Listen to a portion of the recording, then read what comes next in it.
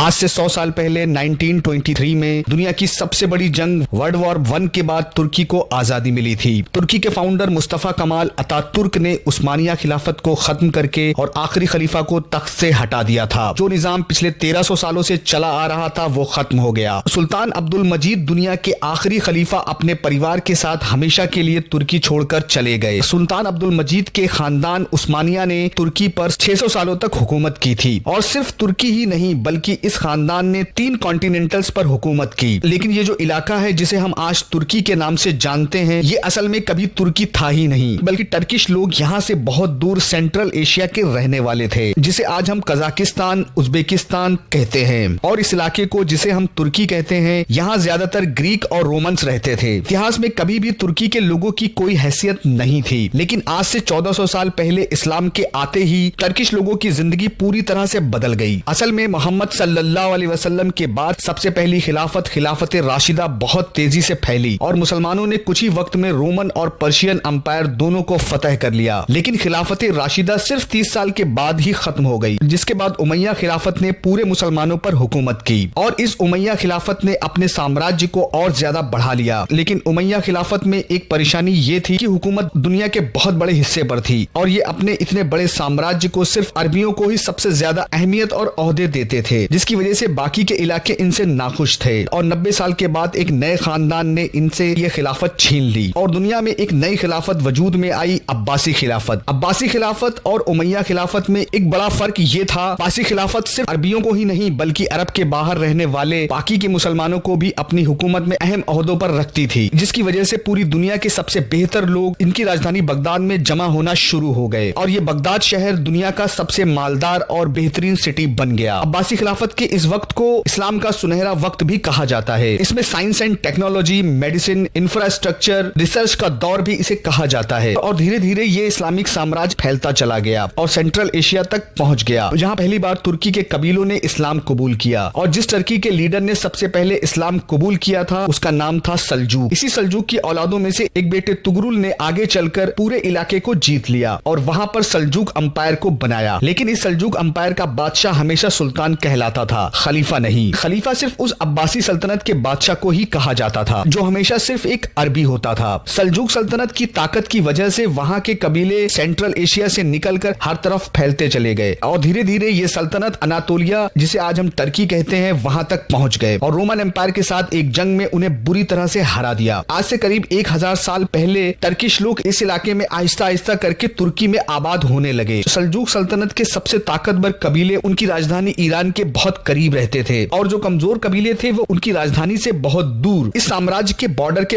पास रहते थे। इन्हीं कमजोर कबीलों में से एक कबीले के सरदार का नाम उस्मान था। उस्मान गाजी के बारे में इतिहास में बहुत कम जानकारी मौजूद है। सिर्फ इतना मिलता है कि उनकी अनातोलिया में बहुत छोटे से इलाके पर हुकूमत थी और आगे चलकर उस्मान गाजी की औलादों ने इस पूरे इलाके को फतह कर लिया, जो आगे चलकर ऑटोमन अंपायर कहलाया। ऑटोमन अंपायर और बाकी के इस्लामिक अंपायर में बहुत फर्क था, क्योंकि बाकी इस्लामिक अंपायर्स हमेशा आपस में लड़ते रहते थे, लेकिन ऑटोमन अंपायर मुसलमानों को छोड़कर यूरोप की तरफ बढ़ने लगा और पहली बार था कि मुसलमान यूरोप को फतह करने लगे। और इसी उस्मानिया सल्तनत के एक सुल्तान महमद फातेह ने कांस्टेंटीन, जिसे कुस्तुनतुनिया भी कहा जाता है, और ये वो शहर है जिसके बारे में रसूल अल्लाह सल्लल्लाहु अलैहि वसल्लम ने कहा था एक दिन मुसलमान इसे जरूर फतह करेंगे। इस्तांबुल की इस फतह को पूरी मुस्लिम दुनिया ने बहुत जोर शोर से खुशियां मनाई गईं, जिसके बाद पूरी दुनिया के मुसलमान अरबियों से ज्यादा उस्मानियों को अपना लीडर मानने लगे। उस वक्त भी उस्मानिया सल्तनत के बादशाह को सुल्तान ही कहते थे, खलीफा नहीं। खलीफा तब भी अब्बासी खिलाफत के बादशाह को ही कहा जाता था, जो कि एक अरबी था। लेकिन इस्तांबुल की फतह करने के 50 साल बाद एक उस्मानी बादशाह सुल्तान सलीम ने सब कुछ बदल कर रख दिया और उसने यूरोप से अपना ध्यान हटाकर मिस्र की ममलूक सल्तनत पर हमला करके उसे तबाह कर दिया और सिर्फ एक ही साल में अपनी सल्तनत उस्मानिया सल्तनत को उसने डबल कर दिया। सुल्तान सलीम ने उस वक्त के खलीफा मुतवक्किल को अपने साथ लिया और इस्तांबुल लेकर आ गया और वहां पर खिलाफत ट्रांसफर हुई। अब्बासी खलीफा मुतवक्किल ने अपनी खिलाफत को सुल्तान सलीम के हवाले की और साथ ही रसूल अल्लाह सल्लल्लाहु अलैहि वसल्लम की तलवार और कुछ और चीजें जो आज भी इस्तांबुल में मौजूद हैं उन्हें सौंप दी। इस तरह पहली बार खिलाफत अरबियों से निकलकर एक टर्किश उस्मानिया बादशाह के हाथ में आ गई। इसके बाद उस्मानिया सल्तनत उस्मानिया खिलाफत में बदल गई। दुनिया की सबसे बड़ी सल्तनत और दुनिया की सुपर पावर, जिसकी ताकत के सामने कोई भी खड़ा नहीं हो सकता था। अब पूरी दुनिया दुनिया के मुसलमान इनको अपना खलीफा मानने लगे और अब सल्तनत उस्मानिया अपने उरूज पर थी और यहीं से शुरू होता है इनका जवाल। वो यूरोपीय जिसकी उस्मानिया सल्तनत के सामने कोई हैसियत नहीं थी, वहाँ एक बहुत बड़ा बदलाव आया। वहाँ का एक आदमी जिसका नाम क्रिस्टोफर कोलंबस था, उसने गलती से इंडिया को ढूंढने के चक्कर में अमेरिका को ढूंढ लिया, जिसकी वजह से यूरोप के पास इस पूरे इलाके की ताकत जमा होना शुरू हो गई और यूरोप धीरे धीरे ऑटोमन अंपायर से आगे निकलना शुरू हुआ और ऑटोमन अंपायर में भी अंदर ही अंदर बहुत सारी खामियां पैदा होना शुरू हो गई। उस्मानी खलीफा अपने लोगों की शक्ल सूरत से बहुत अलग दिखने लगे। इसकी वजह यह थी कि उस्मानी सुल्तान के लिए जो औरतें चुनी जाती थीं, उनका ताल्लुक यूरोप, यूक्रेन, रोमानिया, ग्रीस से हुआ करता था। ये ऐसी लड़कियां होती थी जिनकी ना कोई तरबियत होती थी और ना ही इन्हें इस्लाम सिखाया जाता था। वो सिर्फ अपनी खूबसूरती की वजह से उस्मानिया खलीफा की मलिका बन जाती थी और बाद में इन्हीं औरतों ने कई उस्मानी खलीफा को अपनी ताकत बढ़ाने के लिए इस्तेमाल करना शुरू कर दिया और इन औरतों में से कई ने उस्मानी खलीफाओं को जान से भी मार दिया। इन मलिकाओं की ये लड़ाइयां 100 साल तक चलती रहीं, जिसकी वजह से उस्मानिया खिलाफत को बहुत बड़ा नुकसान हुआ। लेकिन एक ऐसा नुकसान जिसकी वजह से यूरोप से मुसलमान पीछे रह गए, जिसके जिम्मेदार भी यही उस्मानी खलीफा थे। उस्मानिया खिलाफत अपनी पीक पर थी। उसी वक्त यूरोप में एक मशीन इजाद हुई, प्रिंटिंग प्रेस। इससे पहले दुनिया में किताबें हाथ से लिखी जाती थी, लेकिन प्रिंटिंग प्रेस के आ जाने के बाद सारी किताबें मशीन के जरिए बहुत तेजी से प्रिंट होने लगी। और फिर क्या था, यूरोप में किताबें हर तरफ फैल गईं और इल्म घर घर तक पहुंच गया और यूरोप में लिटरेसी रेट बहुत तेजी से ऊपर जाने लगा। लेकिन जैसे ही इस आविष्कार की खबर उस्मानी खलीफा और उसके मिनिस्टर तक पहुंची तो उनके उलेमाओं ने इसको हराम करार दिया और पूरे उस्मानी साम्राज्य में इस प्रिंटिंग प्रेस के यूज करने पर पाबंदी लगा दी, जिसकी वजह से यूरोप में एजुकेशन और नॉलेज बढ़ने लगी और मुस्लिम दुनिया इनसे बहुत पीछे रह गई। इस फैसले के 200 साल के बाद उस्मानिया खिलाफत ये पाबंदी हटा ली थी, लेकिन तब तक बहुत ज्यादा नुकसान हो चुका था। यूरोप तब तक बहुत ज्यादा तरक्की कर चुका था, मुस्लिम दुनिया से बहुत आगे निकल चुका था और आज पूरी दुनिया में सारी किताबें और कुरान इसी प्रिंटिंग प्रेस से छपते हैं। इस फैसले की वजह से उस्मानिया सल्तनत का विरोध होना शुरू हो गया और वर्ल्ड वॉर 1 तक आते आते उस्मानिया सल्तनत सिकुड़कर छोटी सी रह गई और वर्ल्ड वॉर 1 में इनके सहयोगी जर्मनी के हारने के बाद उस्मानिया खिलाफत भी खत्म हो गई। अरबियों ने ब्रिटिश के साथ मिलकर उस्मानी सल्तनत को तोड़ने में कोई कसर बाकी नहीं छोड़ी। इसके बाद 1923 में मुस्तफा कमाल अतातुर्क ने आखिरी खलीफा को मुल्क से हमेशा के लिए निकाल दिया और अतातुर्क को खिलाफत से इतनी ज्यादा नफरत थी, उसने तुर्की को पूरी तरह से बदल देने का फैसला लिया। इस्लाम और खिलाफत को टर्की से हमेशा के लिए खत्म करने का प्लान बनाया, जिसमें उसने अरबी लिखने के तरीके में बदलाव किया और हिजाब पर भी पाबंदी लगाई। यहाँ तक उसने अरबी में अजान देने पर भी पाबंदी लगा दी। अरबी जबान से अजान नहीं होती थी, टर्किश जबान में अजान दी जाती थी। टर्की की मस्जिदों में 18 साल तक टर्किश जबान से अजान होती रही। ये अजान देते हुए अल्लाह को अल्लाह कहने की भी इजाजत नहीं थी, बल्कि अल्लाह को टर्किश लफ्ज टेंगरी कहा जाता था। इस चीज को जो भी बदलने के लिए आया उसे टर्की की फौज ने कुचल डाला। इस तरह खिलाफत के निजाम को 1924 में पूरी तरह से खत्म कर दिया गया और आज दुनिया में मुसलमानों का कोई भी खलीफा मौजूद नहीं है। वीडियो पसंद आया हो तो लाइक करें, चैनल को अगर सब्सक्राइब नहीं किया है तो सब्सक्राइब जरूर करें।